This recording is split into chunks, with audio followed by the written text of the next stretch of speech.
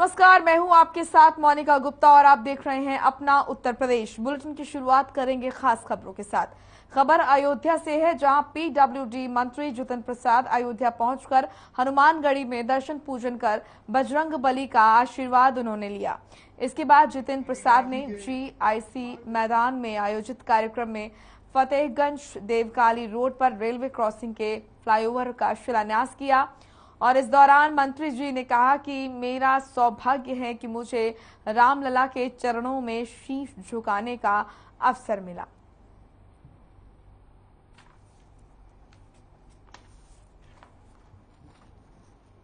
अनुरोध है कि तालियां लगातार बजा, बहुत बहुत स्वागत। दर्शन उनके चरणों में शीश झुकाने का अवसर तो मिला ही, और साथ ही साथ अयोध्या नगरी जो आप जानते ही हैं, प्रधानमंत्री जी और मुख्यमंत्री जी का संकल्प है कि ये एक अध्यात्म और पर्यटकों का एक विश्व स्तर पे, एक मानचित्र पे एक अलग स्थान रखता है अयोध्या की नगरी। यहाँ की सुविधाएं, यहाँ की इंफ्रास्ट्रक्चर और यहाँ के कार्य सर्वोच्च प्राथमिकता पे हैं सरकार के, और उसी के तहत आज एक रेलवे ओवरब्रिज का शिलान्यास किया है और विभिन्न सड़कों का लोकार्पण किया है। मगर ये तो शुरुआत ही है, आगे विभिन्न कार्य यहाँ होंगे और वर्ल्ड क्लास इंफ्रास्ट्रक्चर प्राथमिकता पे भारतीय जनता पार्टी सरकार उपलब्ध देगा। जिला पंचायत प्रतिनिधि के रूप में अध्यक्ष के प्रतिनिधि के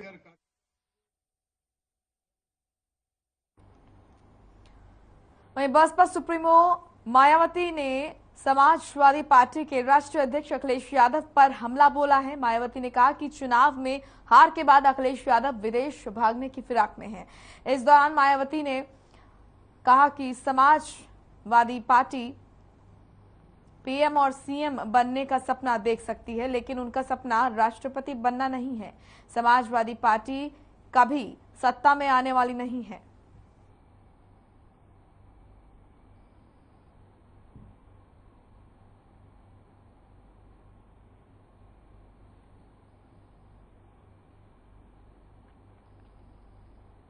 कुशीनगर में बदमाशों के हौसले बुलंद होते नजर आ रहे हैं। मामला विशुनपुरा थाना के पडरौना मडूरही का है, जहां पर दिन दहाड़े एक झगड़े में 3 युवकों ने विद्या नाम के एक युवक को चाकू से गोद दिया।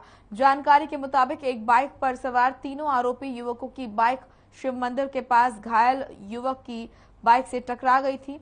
वहीं स्थानीय लोगों ने गंभीर हालत में विद्या यादव को संयुक्त जिला चिकित्सालय में भर्ती कराया। मामले की सूचना पर पुलिस ने तीनों आरोपियों को गिरफ्तार किया। फिलहाल पुलिस मामले की जांच पड़ताल में जुट चुकी है।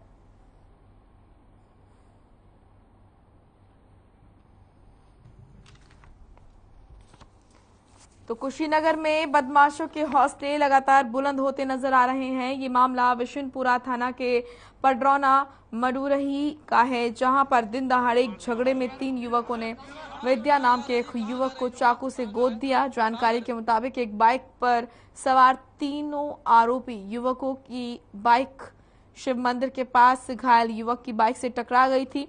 वहीं स्थानीय लोगों ने गंभीर हालत में विद्या यादव को संयुक्त जिला चिकित्सालय में भर्ती कराया और मामले की सूचना पर पुलिस ने तीनों आरोपियों को गिरफ्तार कर लिया है। और आपको बता दें कि फिलहाल पुलिस मामले की जांच पड़ताल में जुट गई है। तो कुशीनगर में बदमाशों के हौसले कितने बुलंद हैं, इसकी बानगी यहां पर देखने को मिली, जब विशुनपुरा थाना के पडरौना मडूरही में दिन दहाड़े एक झगड़े में 3 युवकों ने विद्या नाम के एक युवक को चाकू से गोद दिया। दिन दहाड़े झगड़े में 3 युवकों ने विद्या नाम के इस शख्स को चाकू से गोद दिया। जानकारी के मुताबिक एक बाइक पर सवार तीनों आरोपी युवक शिव मंदिर के पास घायल युवक की बाइक से टकरा गए थे और वहीं झगड़ा हुआ। आपको बता दें कि स्थानीय लोगों ने गंभीर हालत में विद्या यादव को देख संयुक्त जिला चिकित्सालय में भर्ती कराया। फिलहाल मामले की सूचना पर पुलिस ने तीनों आरोपियों को गिरफ्तार कर लिया है और पुलिस इस पूरे मामले की जांच पड़ताल में जुट गई है।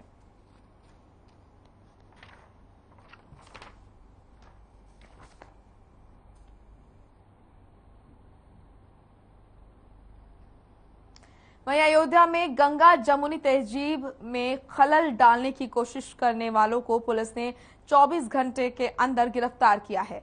जानकारी के मुताबिक अयोध्या की मस्जिदों में आपत्तिजनक पोस्टर के जरिए प्रदेश का माहौल बिगाड़ने की कोशिश करने वाले हिंदू योद्धा संगठन के प्रमुख महेश मिश्रा समेत पुलिस ने 7 आरोपियों को गिरफ्तार कर लिया है, जबकि 4 आरोपी अभी भी फरार हैं।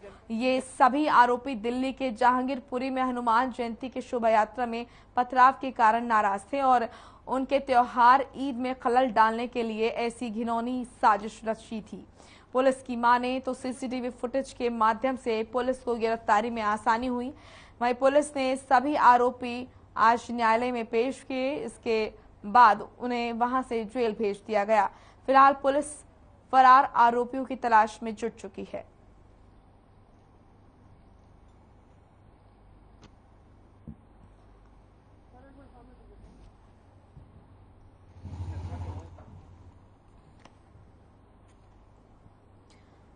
तो अयोध्या में गंगा जमुनी तहजीब में खलल डालने की कोशिश करने वालों को पुलिस ने 24 घंटे के अंदर गिरफ्तार किया है।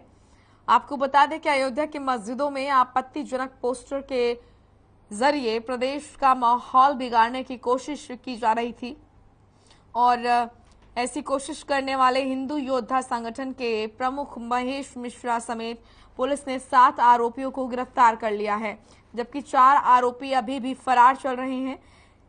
ये सभी आरोपी दिल्ली के जहांगीरपुरी में हनुमान जयंती के शोभा यात्रा में पथराव के कारण नाराज थे और उनके त्योहार ईद में खलल डालने के लिए ऐसी घिनौनी साजिश रची थी। पुलिस की माने तो सीसीटीवी फुटेज के माध्यम से पुलिस को गिरफ्तारी में आसानी हुई। वहीं पुलिस ने सभी आरोपी आज न्यायालय में पेश किए, जिसके बाद उन्हें वहां से जेल भेज दिया गया। फिलहाल पुलिस फरार आरोपियों की तलाश में जुट गई है। अयोध्या में पुलिस को बड़ी कामयाबी हाथ लगी। 7 आरोपियों को गिरफ्तार किया है। भाईचारा बिगाड़ने की कोशिश कर रहे थे, माहौल बिगाड़ने की कोशिश कर रहे थे। मस्जिदों पर पोस्टर के माध्यम से गंगा जमुनी तहजीब में खलल डालने के प्रयास किए जा रहे थे और ऐसे में पुलिस ने इन युवकों को गिरफ्तार किया है। बताया जा रहा है कि हिंदू योद्धा संगठन के प्रमुख महेश मिश्रा समेत पुलिस ने 7 आरोपियों को इस मामले में गिरफ्तार किया है, जबकि 4 आरोपी अभी भी फरार चल रहे हैं। ये सभी आरोपी दिल्ली के जहांगीरपुरी में हनुमान जयंती की शोभा यात्रा में पथराव के कारण नाराज थे।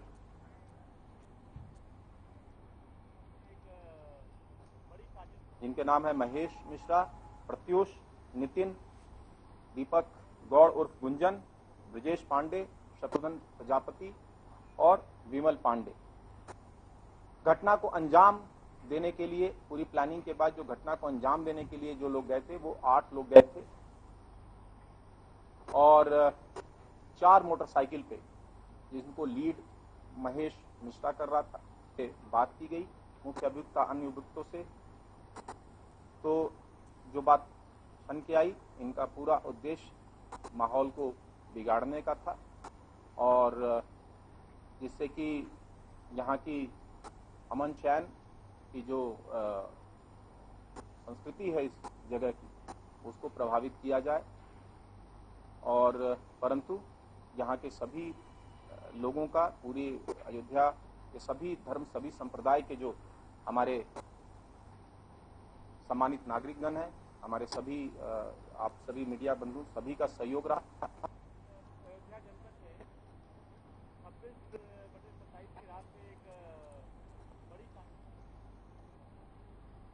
वहीं कुशीनगर जनपद के जिला मुख्यालय पर पूर्वांचल किसान यूनियन के अध्यक्ष पप्पू पांडे के अगुवाई में ग्राम सभा में निर्वाचित सदस्यों ने कलेक्टर पहुंचकर प्रदर्शन किया।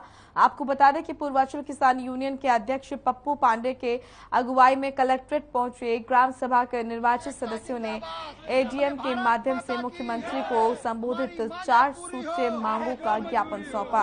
इस दौरान ग्राम सभा के निर्वाचित सदस्यों की मांग थी कि ग्राम सभा में प्रधान के समान अधिकार देने और ग्राम सभा की समितियों में चयनित सदस्यों को स्वतंत्र अधिकार और ग्राम सभा के सदस्यों को भूमि का पट्टा करने के अधिकार देने की मांग की। भारत माता की हमारी मांगे पूरी हो, चाहे जो मजबूरी हो, हमारी मांगे पूरी हो, चाहे जो मजबूरी हो। जिंदाबाद जिंदाबाद सदस्य एकता जिंदाबाद। तो कुशीनगर जनपद के जिला मुख्यालय पर पूर्वांचल किसान यूनियन के अध्यक्ष पप्पू पांडे के अगुवाई में ग्राम सभा में निर्वाचित सदस्यों ने कलेक्ट्रेट पहुंचकर प्रदर्शन किया। आपको बता दें कि पूर्वांचल किसान यूनियन के अध्यक्ष पप्पू पांडे के अगुवाई में कलेक्ट्रेट पहुंचे ग्राम सभा के निर्वाचित सदस्यों ने एडीएम के माध्यम से मुख्यमंत्री को संबोधित 4 सूत्रीय मांगों का ज्ञापन सौंपा। इस दौरान ग्राम सभा के निर्वाचित सदस्यों की मांग थी कि ग्राम सभा में प्रधान के समान अधिकार देने और ग्राम सभा की समितियों में चयनित सदस्यों को स्वतंत्र अधिकार और ग्राम सभा के सदस्यों को भूमि का पट्टा करने के अधिकार देने की मांग की। तो पूर्वांचल किसान यूनियन का प्रदर्शन पप्पू पांडे की अगुवाई में ये प्रदर्शन किया गया। ग्राम सभा के सदस्यों ने ज्ञापन भी सौंपा। एडीएम के माध्यम से मुख्यमंत्री को संबोधित 4 सूत्रीय मांगों का ज्ञापन सौंपा गया। कुशीनगर जनपद के जिला मुख्यालय पर पूर्वांचल किसान यूनियन के अध्यक्ष पप्पू पांडे के अगुवाई में ग्राम सभा में निर्वाचित सदस्यों ने कलेक्ट्रेट पहुंचकर प्रदर्शन किया। आपको बता दें कि पूर्वांचल किसान यूनियन के अध्यक्ष पप्पू पांडे की अगुवाई में कलेक्ट्रेट पहुंचे ग्राम सभा के निर्वाचित सदस्यों ने एडीएम के माध्यम से मुख्यमंत्री को संबोधित 4 सूत्रीय मांगों का ज्ञापन सौंपा। इस दौरान ग्राम सभा के निर्वाचित सदस्यों की मांग थी कि ग्राम सभा में प्रधान के समान अधिकार देने और ग्राम सभा की समितियों में चयनित सदस्यों को स्वतंत्र अधिकार और ग्राम सभा के सदस्यों को भूमि का पट्टा करने के अधिकार देने की मांग की। पूर्वांचल किसान यूनियन का प्रदर्शन पप्पू पांडे की अगुवाई में ये प्रदर्शन किया गया। तस्वीरें आप उस दौरान की देख रहे हैं। ग्राम सभा के सदस्यों ने ज्ञापन भी सौंपा। एडीएम के माध्यम से मुख्यमंत्री को संबोधित 4 सूत्रीय मांगों का ज्ञापन भी सौंपा गया। तो कुशीनगर जनपद के जिला मुख्यालय पर पूर्वांचल किसान यूनियन के अध्यक्ष पप्पू पांडे के अगुवाई में ग्राम सभा में निर्वाचित सदस्यों ने कलेक्ट्रेट पहुंचकर प्रदर्शन किया। आपको बता दें कि पूर्वांचल किसान यूनियन के अध्यक्ष पप्पू पांडे के अगुवाई में कलेक्ट्रेट पहुंचे ग्राम सभा के निर्वाचित सदस्यों ने एडीएम के माध्यम से मुख्यमंत्री को संबोधित 4 सूत्रीय मांगों का ज्ञापन सौंपा। इस दौरान ग्राम सभा के निर्वाचित सदस्यों की मांग थी कि ग्राम सभा में प्रधान के समान अधिकार देने और ग्राम सभा की समितियों में चयनित सदस्यों को स्वतंत्र अधिकार और ग्राम सभा के सदस्यों को भूमि का पट्टा करने के अधिकार देने की मांग की। भारत माता की हमारी मांगे पूरी। आज हम लोग निर्वाचित सदस्य के लिए, जो ग्राम सभाओं के निर्वाचित सदस्यगण होते हैं, उनके अधिकार को मांग के लिए जो प्रधान को अधिकार दिया गया वो जो है निर्वाचित सदस्य को भी दिया जाए, इसको मांग के लिए हम लोग डीएम के आए हैं। और जिलाधिकारी महोदय को पिछली बार भी हम लोगों ने ज्ञापन दिया था। आज हम लोग मुख्यमंत्री को संबोधित ज्ञापन 7 सूत्रीय मांग पर सौंप रहे हैं। अगर 1 सप्ताह में हम लोग की समस्याओं का समाधान नहीं हुआ तो हम लोग धरना प्रदर्शन करने के लिए बाध्य होंगे, जिसकी सारी जिम्मेदारी शासन प्रशासन। क्या मांग आपकी है इसमें? हमारी मांग है कि सदस्य को, जो निर्वाचित सदस्य होता है, स्तंभ होता है लोकतंत्र का पहला, उसको भी प्रधान के बराबर का अधिकार जिंदाबाद सदस्य एकता जिंदाबाद सदस्य एकता जिंदाबाद।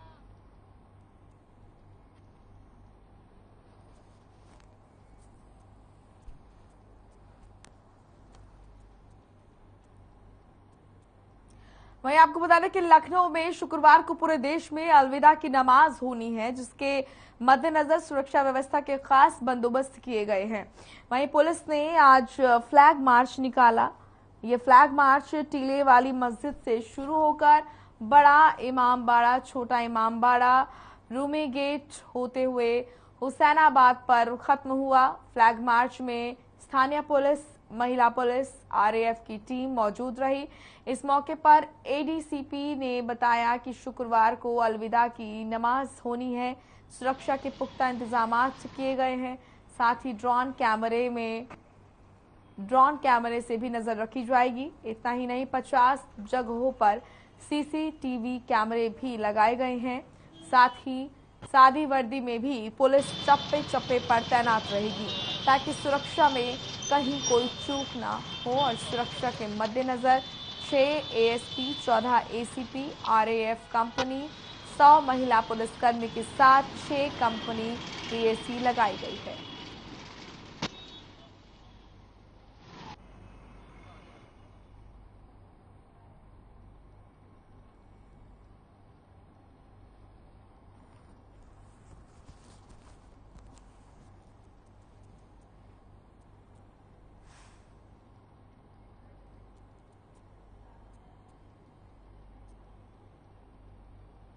यूपी में मंदिर हो या मस्जिद, सभी के लिए एक ही रूल और फॉर्मूला है। हर धर्म के लिए निर्देश जारी किया गया है कि लाउड स्पीकर की आवाज परिसर के बाहर नहीं जानी चाहिए। खास बात यह है कि सीएम योगी की सख्ती के बाद से अब तक बिना किसी विवाद के प्रदेश में करीब 20,000 से ज्यादा लाउड स्पीकर हटाए जा चुके हैं या फिर धीमे कराए जा चुके हैं। ये रिपोर्ट देखिए।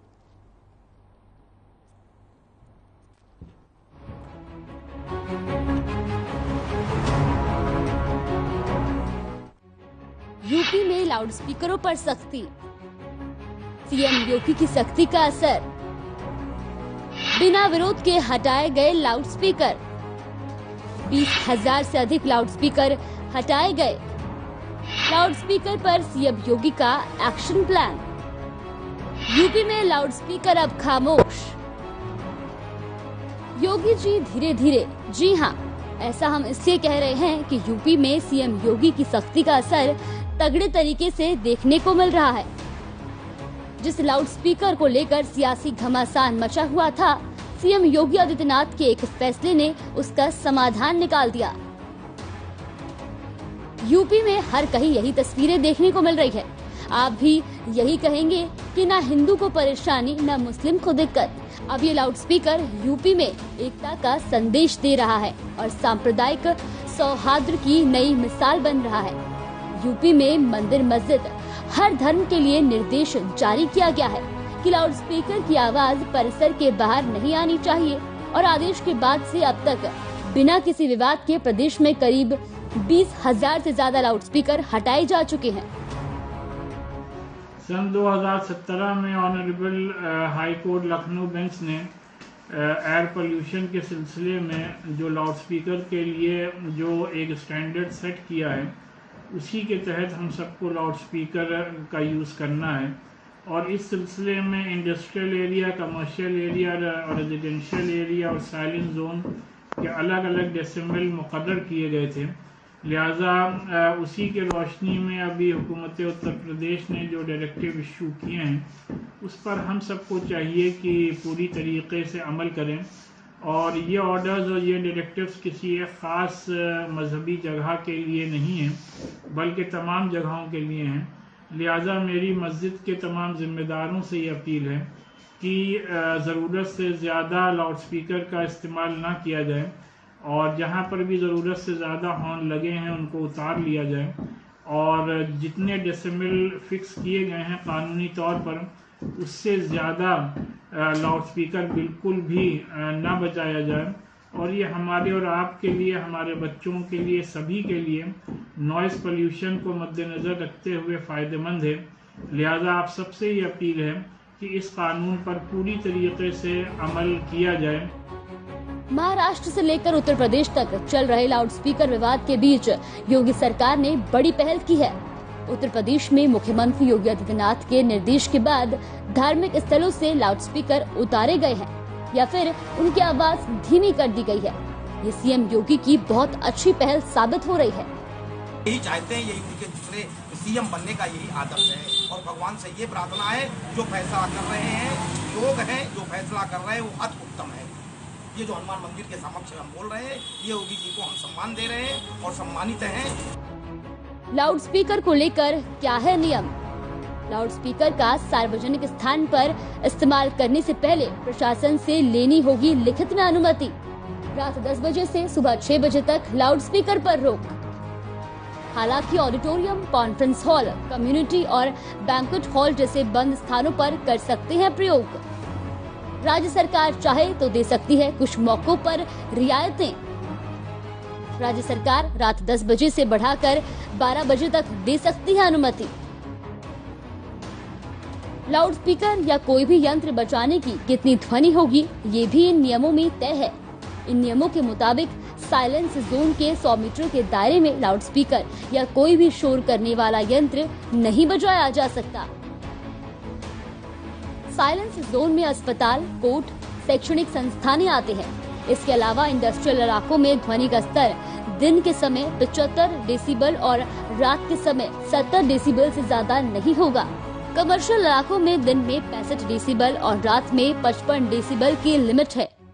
इसी तरह रिहायशी इलाकों में दिन के वक्त में ध्वनि का स्तर 55 डेसिबल और रात के वक्त 45 डेसिबल की लिमिट है। वही साइलेंस जोन में दिन के समय 50 डेसिबल और रात के समय 40 डेसिबल का स्तर होगा। अगर नियम टूटा तो क्या होगा? इन दोनों नियमों का उल्लंघन करने पर कैद और जुर्माने दोनों सजा का प्रावधान है। इसके लिए एनवायरमेंट एक्ट 1986 में प्रावधान है। इसके तहत इन नियमों का उल्लंघन करने पर 5 साल कैद और 1 लाख रुपए तक का जुर्माना लग सकता है।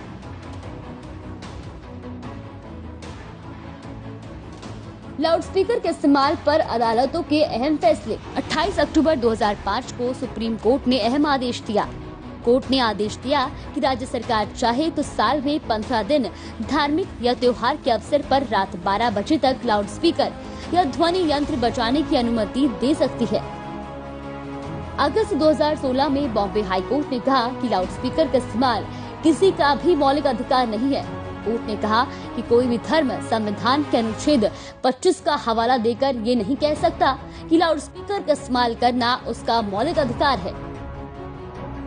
जून 2018 में उत्तराखंड हाई कोर्ट ने लाउडस्पीकर के बजाने की लिमिट 5 डेसिबल तय कर दी, जबकि पिन गिरने और इंसान के सांस लेने की आवाज 10 डेसिबल होती है।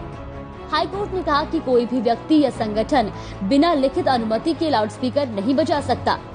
हाई कोर्ट ने मंदिर, मस्जिद और गुरुद्वारे में भी लाउडस्पीकर के इस्तेमाल के लिए अनुमति लेना जरूरी किया।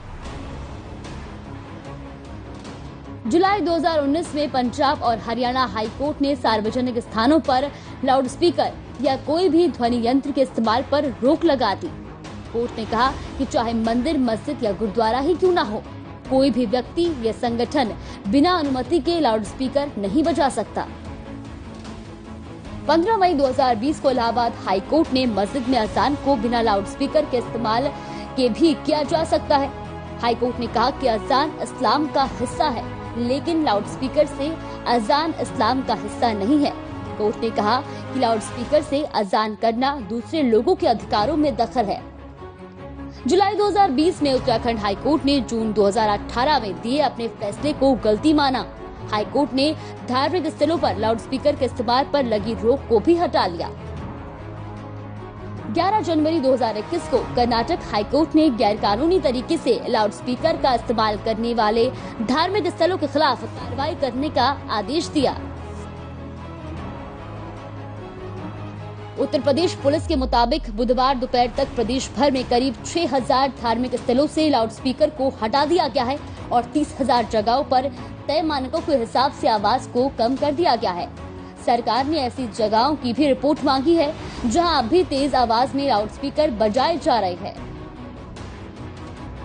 सरकार के इस फैसले का हम लोग स्वागत करते हैं और आपको बताते हुए मुझे बहुत हर्ष हो रहा है कि अकाल तख्त जो सिखों की सर्वोच्च संस्था है, इसने 1999 में जब खालसा पंथ अपने स्थापना के साधना के 300 वर्ष पूर्ण करके मना रहा था उस दिन को, तो अकाल तख्त से 3 निर्देश जारी हुए थे संपूर्ण जगत के सिख समाज के लिए। पहला, रुख बचाओ यानी कि वृक्ष को बचाओ। पर्यावरण की रक्षा करो। दूसरा, कुख बचाओ यानी कि कन्या भ्रूण की रक्षा करो। जो गर्भ अवस्था में कन्या भ्रूण के कत्ल हो जाता था उससे वो पाप है, उससे बचना है। और तीसरा ये था कि लाउड स्पीकर गुरुद्वारा साहब के बाहर आवाज ना जाए, ऐसे लगाए जाए स्पीकर जो गुरुद्वारा साहब के कैंपस के अंदर हो। जिनको भी गुरबाणी सुननी हो, कीर्तन सुनना हो, भजन कीर्तन सुनना हो, वो गुरुद्वारा साहब के कैंपस में आएंगे। तभी हिंदुस्तान के और दुनिया के लगभग सभी गुरुद्वारों में लाउड स्पीकर हटा दिए गए या उनके स्पीकर इस ढंग से रखे कि गुरुद्वारा साहब के अंदर आवाज जाए। कल भी हमारे यहाँ वरिष्ठ पुलिस अधिकारियों का दल आया था, उन्होंने यहाँ पर औचक निरीक्षण भी किया था और सुप्रीम कोर्ट के आदेश भी हम लोगों को दिखाए थे। और उनको देख के ये बड़ी खुशी हुई थी कि लखनऊ के ऐतिहासिक गुरुद्वारा नाका टोला में बाहर की तरफ कोई भी लाउड स्पीकर नहीं है और बाहर की तरफ छोड़िए कोई भी लाउड स्पीकर नहीं लगा। मुख्यमंत्री योगी आदित्यनाथ ने कहा था कि सभी को धार्मिक स्वतंत्रता है, लेकिन माइक की आवाज धार्मिक परिसर के बाहर नहीं जानी चाहिए। उनके निर्देश के बाद ही गोरखनाथ मंदिर के लाउडस्पीकर की आवाज कम कर दी गई थी। प्रदेश के कई अन्य प्रमुख धार्मिक स्थलों में भी लाउडस्पीकर की आवाज धीमी कर दी गई है। अब देखना ये होगा कि क्या सच में सीएम योगी की सख्ती का असर हुआ है या ये महज एक दिखावा है। हर खबर के लिए लखनऊ ब्यूरो की रिपोर्ट।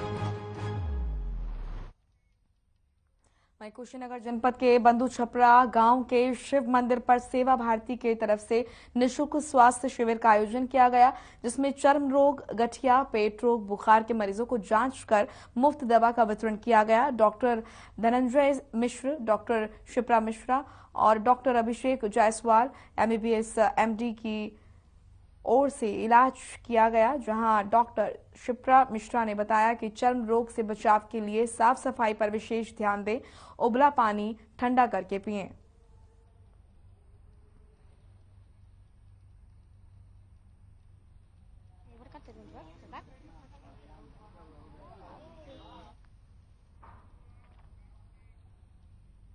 चलिए फिलहाल इस बुलेटिन में इतना ही। आप देखते रहिए हर खबर। नमस्कार।